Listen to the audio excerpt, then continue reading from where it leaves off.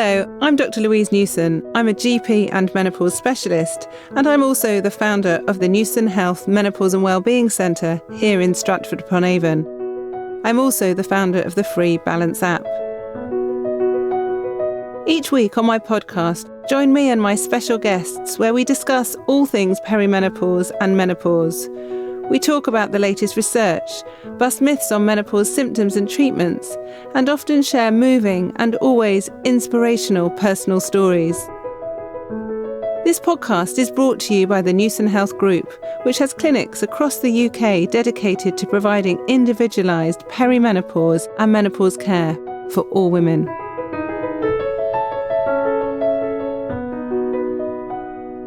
So today on the podcast, by popular demand, I'm going to be talking with a consultant dermatologist about skin, hair and nails.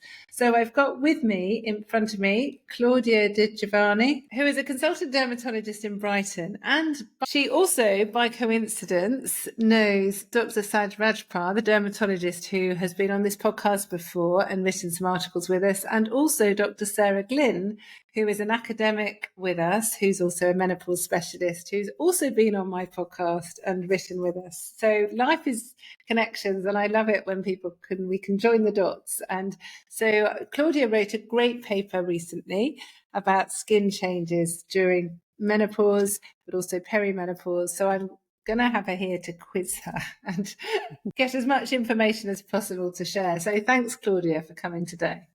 Oh, you're welcome. It's a pleasure to be here. Thank you. So it's really interesting because some people, even people who are doing a lot of menopause work, say, oh, people just take HRT because they want nice skin. And I have a bit of an issue with that for two reasons. Firstly is that that's not correct. People take it for lots of reasons. But the other thing is it's quite disparaging about skin, because I think people think skin is just like something that protects our internal organs. But when I say to people, actually, it's a really important organ that's biologically active. And if our skin is healthy, then our internal organs are more likely to be healthy. I presume you agree with that. Absolutely. So the skin is the largest organ in the body. It's incredibly important, and it's really sad that it is so dismissed. When you have symptomatic skin, it has a massive impact on your quality of life. And it influences everything from your day-to-day interactions with people, your self-esteem, your confidence. So it's really important that we take management of skin seriously in all walks of life, but also importantly through the menopause. To actually emphasize that fact, I've done some work recently, which we haven't yet published, but it links in nicely to this, which is asking women going through the menopause about skin symptoms, but also importantly, I've asked them to do the DLQI score. This is your dermatology quality of life score, to mark how much your skin symptoms are impacting your life. And it's coming out at about 6 out of 30, which indicates a moderate impact on your quality of life.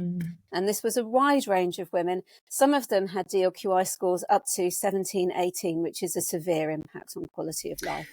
So it's significant. Yeah, and it doesn't surprise me at all. But the other thing about skin, I think there's so much more now, even than when I qualified many years ago, about skin and cosmetic. So people do various things to their faces or bodies to improve or to try and reduce their age or whatever. And then you forget that actually a lot of skin changes is because there's things happening within. And a good dermatologist has excellent general medicine training. It's not like seeing a cosmetic person who isn't medically trained, who's only going to look at the odd wrinkle or something very cosmetic. And dermatologists do have medical training. And I think sometimes even people in the public forget that, because if you scroll on Instagram, you just think it's all about Botox and fillers, which I'm sure frustrates you as much as it does me, because when you see a dermatologist, they're not just going to look at your skin. They're going to ask lots of questions about what else, because there's many diseases that we can diagnose from the skin as well, aren't there? It's really fascinating. I mean, I love it, obviously. It's my passion. But you're right. It's hard to get to become a consultant dermatologist. It's years and years of training. We do all of our medical specialty exams. And then, it's one of the most competitive areas of medicine to get into. And unfortunately, you do get a bit of a skewed view on social media because obviously a lot of cosmetic practices are advertising. It is an advertising platform. And sometimes we do forget that when we're on social media because we are all a bit new to it. But absolutely, it's important that dermatologists will assess your skin properly, thoroughly, all aspects of it. And it's important to also understand that when you go through the menopause, your skin becomes more sensitive. We know that loss of estrogen has an impact on a technical level. It impairs the skin barrier so that your skin can't protect yourself as much as it used to. So a lot of cases, women are finding that they can't tolerate products that they used to. Their skin is suddenly more sensitive than they were aware of. And when you're in that situation, and particularly if you've got skin conditions, it's really important that you see a specialist who can take that into account as well. And like you said, won't just look at the wrinkles or, just look at you from a cosmetic point of view, but will take all of you holistically and have a more holistic view and approach to your skincare. Yeah, and it's something that I hadn't realised. I don't know how much menopause training you had as an undergraduate or postgraduate, but it was probably a similar amount to me, which was vanishingly small. But it's only because I see more people and there's pattern recognition in medicine. But we also did a survey of nearly 6,000 women before the launch of my book, The Definitive Guide. And we found that it was quite staggering, but not surprising, that 64%, so nearly 2/3 of women who answered, had experienced dry skin, and 56% had itchy skin. And that's a lot. That is, a significant number. And I shudder to think about how many emollients I prescribed to women when I was a GP and didn't think beyond their dry, itchy skin. So I presume those stats don't surprise you. No, so that actually reflects quite nicely the data that I've collected as well. I am hoping to develop another research study looking again in more detail about those sort of skin symptoms women are getting. The other thing that I found from speaking to women is we found that about 2/3 of women are trying to manage skin symptoms without seeking help or advice from a healthcare professional. And often they are getting advice from friends, from colleagues. They're trialing loads of different things on their skin. Some of them are too harsh, and the combination, for example, of lots of exfoliants and cleansers and retinoids, the combination of that on dry, irritated, sensitive skin can be really very damaging and ultimately make things worse. So absolutely. And again, I agree. I probably was I don't think I understood when I started my training how important the skin can be in the menopause. And I think also people are a little bit concerned about asking. There's a bit of a worry about raising the menopause in case you offend women. Actually, I found in my experience now, people don't mind at all. If you ask them how you're having any changes, if they are having changes, they go, well, yes, I hadn't really noticed this might be associated with the skin. But even if they aren't having changes yet, they're still grateful because they know what to look out for and that it might be an issue for them. Absolutely. It's really important. I remember just before I left general practice, there was a patient I've known for many years, really lovely lady, and she was 54 when I last saw her, and her skin had become really inflamed, and she had a history of eczema that flared actually in her teenage years, and then she'd been fine, and it got really worse, and she tried all sorts of treatments. And I said to her, sorry to ask, and hear me out, but I just want to ask you a question which you might not think is related, but when did your period stop? She was like, Dr. Newson, I don't understand why you're asking me. And she was fortunate in that she'd only just stopped her periods aged like 53. I said, so when did your skin get a lot worse? And then she said, and she went out actually with some HRT, nothing for her for her skin, and then came back and really thanked me. And we had a bit of a laugh, actually, that how unusual, because then this was like 9 years ago, so people were really not talking about menopause at all then. But actually then I think it's a lot easier when you understand what's going on. So you've already said that the barrier of the skin isn't as good, but also people might or might not realise that our skin is fed by our blood vessels. We've got a massive supply, haven't we, of blood vessels that get smaller and smaller and smaller as they feed the skin and get to the surface. And our blood provides nutrients to the skin, but also, importantly, takes away any toxins or anything that our cells build up, any waste products, if you like. But what we do know is that the blood supply to any organ is not as good. There's inflammation that occurs. The endothelium, the lining of blood vessels, gets inflamed. And so this network of blood supply is not as good. We also know that the collagen, the building sort of protein, becomes reduced as well. So there's lots of reasons why skin texture, type changes. Even people often, if they cut themselves, they say it takes longer to heal, don't they? Yeah, it's very well recognised. And your collagen, you lose about a third of your collagen in that perimenopause period, and then it slowly declines a little bit more following that as well. That's a lot, a third, it's a isn't lot. it? It is a lot. Yes. And you can understand then why people are noticing that their skin is changing so dramatically during that perimenopause stage. There is some evidence that estrogen can improve the collagen a little bit. Clearly, it is not licensed for that, and I wouldn't recommend it for that at all. But it's just helpful to know that that is a normal, natural thing that happens during the menopausal period. Yes, and quite a few people actually through social media often contact me and say, "Oh, I've just been there's an advert because of the algorithms that come up on social media for a collagen supplement, and I'm not aware of any good quality data, but it feels a bit weird that you can take something orally that will suddenly build your collagen." So I think the problem with collagen supplements is that they are made of the building blocks of amino acids, which are in proteins. And for them to be absorbed through the gut, they have to be really small blocks of tissue. So most of the collagen would have to either be broken down, or you would have to have really tiny, tiny, tiny fragments of collagen to be absorbed. And I struggle to see medically and scientifically how that would then translate to thicker collagen in the skin. I think obviously if you've got a diet which may be slightly deficient, then that might be a slightly different picture. But I haven't seen convincing evidence that collagen supplements orally are that beneficial. No, it's always difficult. I mean, lack of evidence doesn't mean they're not good, but it's looking at why they might work. And I think that's where it's an interesting perspective. And it's the same with using topical treatments to help reduce itchy skin or dry skin. There are lots of things that will work. There's some things that won't work. And there are some things that are marketed more for menopausal dry skin, but actually they'll help any dry skin as well. So you have to be very careful what's in it. And sometimes when you strip back the ingredients, they can sometimes cause more irritation as well, can't they? Yeah, and I have to say I'm a little bit disappointed, I think I would say, about the amount of products that have been flooded on the market because they've got the word menopause on them. In some cases, there are quite basic ingredients in them, but the price tag is slightly higher because they've got menopause on the front of the packaging.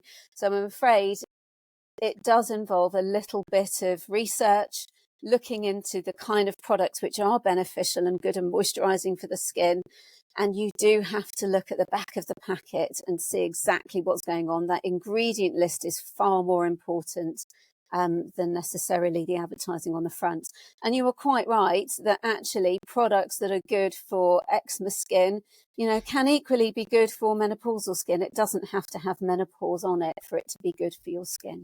No, and just for complete transparency, I don't do any paid work with any of these products, and I know you don't either. And I often get asked to be a face or a name behind them, and I've not seen any scientific evidence to show that they're more beneficial on menopausal skin than my husband's skin, for example. Might help both of our skin, but also we need to be thinking of our skin of what it is. You've already said it's an organ. It's the biggest organ in our body. So slapping some cream on is not always going to help if there's an internal reason for it. A lot of people also find that their skin flares. So acne can be very common. Often rosacea can be more common. Even psoriasis can be more common as well, can't it, during the perimenopause, especially actually more than the menopause. And again, with all of those, it's not just what's happening in the skin.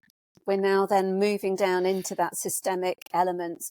So we know that the hormones you have pre-menopause, estrogen and progesterone, reduce inflammation a little bit. So in that peri and postmenopausal period, actually, there are more inflammatory cytokines going around the body, and that can increase inflammatory skin conditions. So things like psoriasis may well flare. Because of the reduction in skin barrier, eczema might flare. Acne is multifactorial. We think it's hormonal, possibly inflammation, possibly a bit of the skin barrier that's involved there as well. And rosacea can be affected by flushes and hot flushing, and obviously the sensitivity of the skin. For me now, if I'm seeing women with these sorts of issues, I always ask about menopausal symptoms, and I do raise it. And again, that's part of the reason why I want to get involved in this podcast, and I want to circulate that information both to patients but also to healthcare professionals, so that if they're seeing a woman with a skin condition at this part in their life, they are also thinking, could this also be related to the menopause, and not just treating that skin in isolation necessarily. Yeah, it's so important. So we've got estrogen, progesterone, but actually testosterone can be very beneficial for the skin as well. Very limited research, but certainly anecdotally seeing thousands of women over the last 10 years and giving testosterone, people find that the texture of their skin actually improves. A lot of people think that they're going to grow beards and have acne, but actually they don't. But also testosterone can, for some women or many women actually, improve hair growth and hair quality as well, which always people think if they take testosterone, they're going to lose hair and be bald, but it's about the right dose for the right person often. Yeah, I think that's right. So hair issues are also a big issue for women going through the menopause. Part of that is estrogen problems. So we see how sensitive hair is when we go through pregnancy. You know, when estrogen levels are high, hair becomes thicker. And then in the post-pregnancy period, you end up with a phase where the hair sheds. And that's because of the drop in estrogen levels. A similar sort of picture happens in the menopause, whereas estrogen levels drop, you do end up with more hair thinning and shedding, which can be further upsetting for women. You know, often it's not to a degree that other people would necessarily notice, but as a woman, you yourself do notice it. You can also get hormonally related issues with your hair. So there's a condition called female pattern hair loss, and that is hormonally active. And I think for women like that, testosterone may not be that helpful because it is a reaction to those androgenic hormones. And we do find that sometimes medication that act against androgenic hormones seems to help in those conditions. So I think the key thing is, if you do have hair thinning or hair loss, do see somebody, do go and get expert opinion, because you need to know exactly what the cause of it is, because the treatment might be slightly different. And it's crucially important because I see some women who've literally tried either HRT or testosterone or both, and literally 2 days later they have some hair thinning, and they say it's due to the hormones. And often, as you know, it can take quite a few months, can't it, for hair to change. And then they might have seen a trichologist or someone who's making some, making them have some sort of different treatment.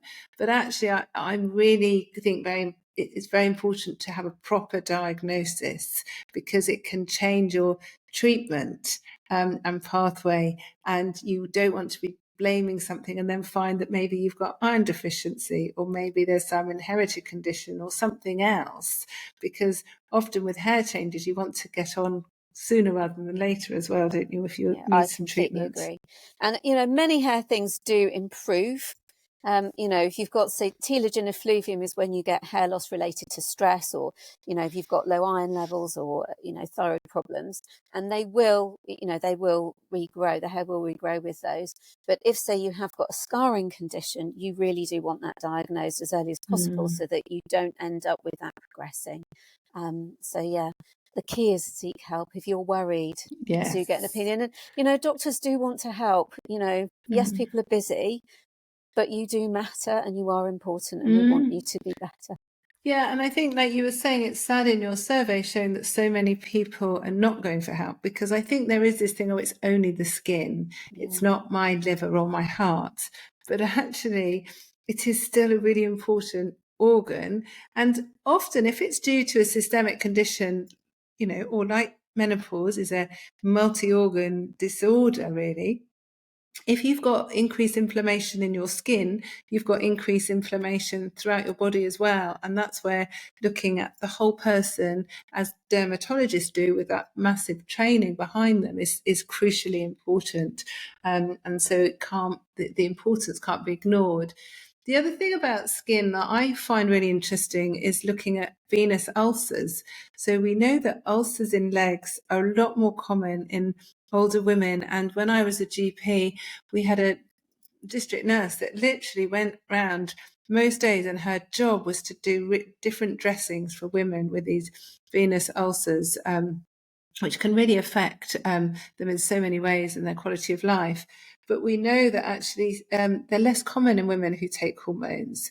And I think it's really interesting when we think about the circulation effects of having hormones properly. And, if it really did make such a difference, I mean, ulcers cost the NHS, you probably know the figures, but it's a lot of money because of all the dressings and the time, the staff time, the nursing time to go and do these dressings as well. And it's something that I think a lot of people don't connect the two together. They don't. And the other issue is that HRT is not licensed for any skin condition. And based on the review articles that I did, I would have to agree with that at the moment, because there is not enough good evidence. You need to have that robust evidence to confirm a benefit, but also to weigh up those side effect profile and just demonstrate that it is actually beneficial. And that is where we are seriously lacking in dermatology at the moment. But isn't it ridiculous? I know. When we know skin problems are so common, and I don't prescribe HRT for a skin condition, but we know it improves because we see it all the time, because women reporting their skin as well as their other symptoms, and they improve. And it's really interesting. There's this bit of work, but not much, looking at actually using topical estrogen as well, which is really safe. Like, we use vaginal estrogen a lot, and it can be transformational, can't it, for dermatitis. I see a lot of women that have perianal dermatitis and flares, even of psoriasis in the perineum, that can really improve with localized hormones. So you wonder, people with localized skin problems like ulcers even, is there a role for using topical hormones? But we don't know the answer, do we? No, we don't. And actually, this is why I'm trying to start developing some provisional background research, because I think before anybody goes to any funders wanting to look into a specific area, there's still a massive gap in the research. We need to see what the actual issue is in menopause, and then we can pick out the top areas to look at in terms of the impact of HRT. But it is going to take a while before we're there.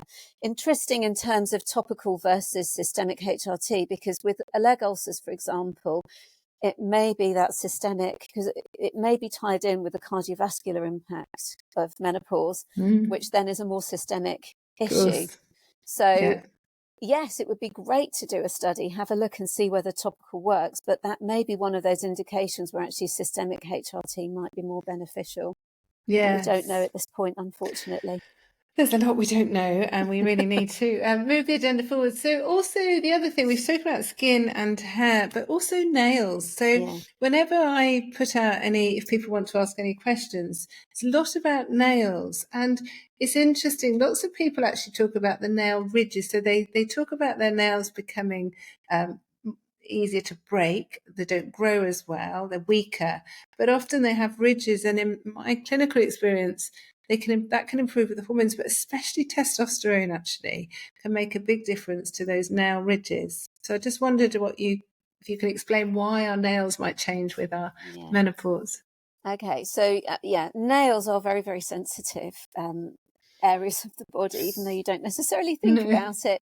But the really important bit of your nail is the nail bed, which is the new growth area, and that's the bit where the new nail grows from, and that is what's going to impact on what your nails look like and how they grow. Now, there are lots of elements of the menopause which would impact on that growing part of your nail. So first of all, things like a poor skin barrier, increased inflammation, poor blood flow, those blood vessels not growing as well. All of that is going to affect your nail bed's ability to create and produce really good quality nail. And when nail growth isn't as good as it used to be, the actual nail growth slows down a little bit. So that's, I think, why you probably get a little bit more ridging of the nails, because the nails are growing more slowly, so they're then a little bit more thicker, and they are then more brittle because they're not as good quality nails as they were before. In terms of what you can do to manage it, I mean, I also have noted, anecdotally, again, there's very poor evidence in the literature, but anecdotally, I've seen that women's nails do grow more healthy with the hormonal treatments. The other things you could do is things like making sure you've got well moisturized hands, making sure that the skin barrier is very good, and maybe even things like massaging around the nail beds just to increase and encourage that blood flow.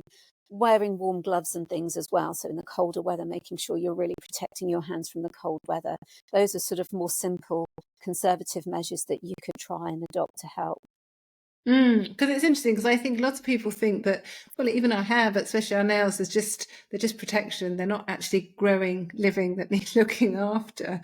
But also, it's not just putting things on, it's looking within, like you say, even any ways to improve the blood supply, because there's a good blood supply to the nail bed and the nails as well, which often people don't realise, because by the time we cut them, we don't feel them, and you think, oh, there's no sensation, there's no blood. But actually, it's really important, isn't it? And nails can be a marker of changing health as well. Many people, if you get admitted to a hospital, one of the first things we do as doctors is look at nails. And often people are like, I've got a heart problem, why are you looking at my nails? But it's a window, isn't it, sometimes into people's health. It is. In medical school, you learn about all the changes to look for.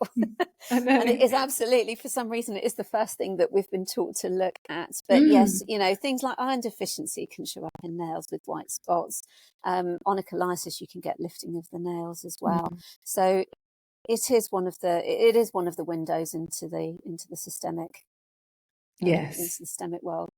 And it's natural at the moment as well. Having good nails is also very important on social media. Lots of people have got really good quality nails.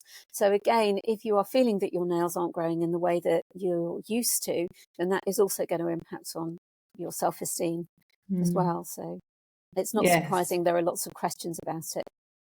Absolutely. So really important. And I'm very grateful for your advice. And there's so much more that we need to explore and talk about. But I think it's just given people, again, just more information so they can try and understand why the skin is so important for all of us, and changes that can occur during perimenopause and menopause, and ways that we can improve them. Even if we haven't got all the evidence, we can still start. So before we finish, I always ask for 3 take-home tips.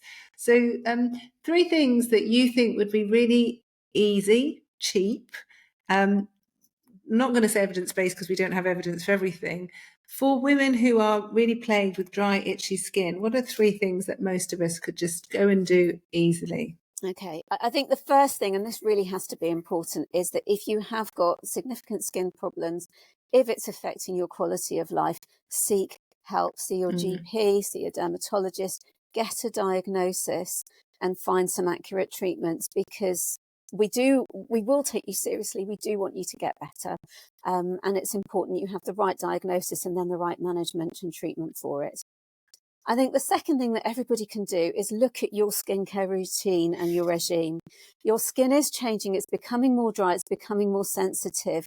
Make sure you're not using lots of, harsh exfoliants and different PHAs and BHAs and all things that together are going to end up stripping the skin of moisture even more.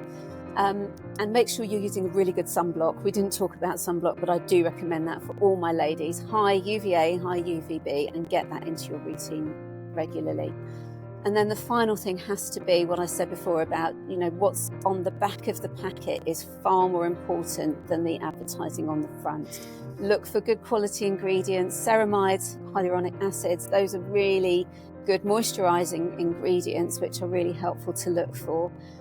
Products like vitamin C and retinoids can be helpful. They're more expensive. But yeah, just look at that ingredient list and just do a bit of research to make sure what you're putting on is right for your skin.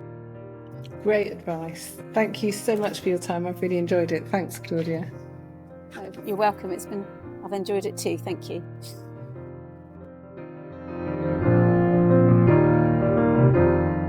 You can find out more about Newson Health Group by visiting www.newsonhealth.co.uk. And you can download the free Balance app on the App Store or Google Play.